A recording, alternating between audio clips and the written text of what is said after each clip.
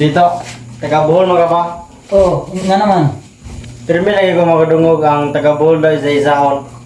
Kana nga istorya, gikuha ra na base sa inistoryahan sa taga Bohol. Riha ng unya na, unja na. Oh my God! Wow! Sama ng kabayo nga puti og tiyan, kabadyo nga putig tiyan.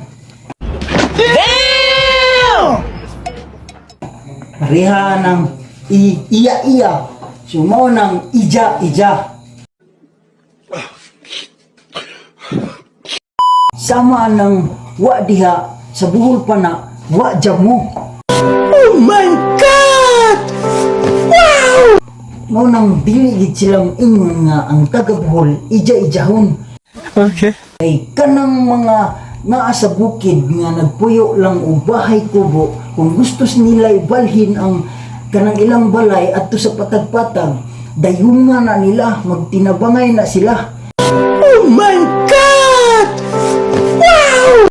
Mao na nga dili gid mo kaingon og ang Bohol bulaanon, ija-ijahon, sama nang nay mamatay.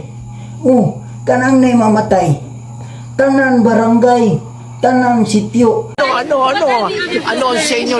Natamimi kayo, ano? Mupatlod, mukuyog. Dili lang kay pamilya. Muray mo hilak. Dili lang kay tagtungod ray mo hilak. Pati ang muuban. Apil po na silang hilak niya. Muingon mo nga ija-ijahon. Mao na nga ang taga Bohol Huwag mong subukan. Masisira ang buhay mo.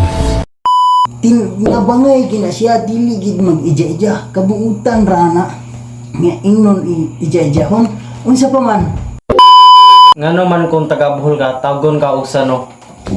kanang sano, meaning ana friendly na siya. What?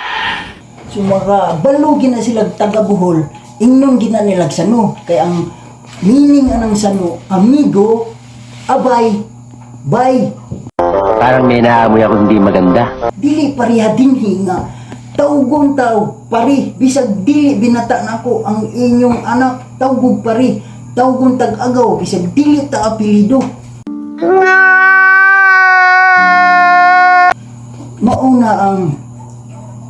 Mauna ang kuan sa Bohol, maunay tawag sa Bohol nga sano, maunay meaning nga sano, friendly na siya, buutan gayo na. Mao bitaw nang gikanta ni Max Urban nga Max Urban. Tingnan nyo na lang, pabrikar kami lang sa... Hey, y'all, come look at this. Mao bitaw nang gikanta ni Max Urban nga kung ikaw inday mangitag pamayon, siguro apaya inday ang bulanon, kay ang bulanon buutan gayud ilabi nagmatulog.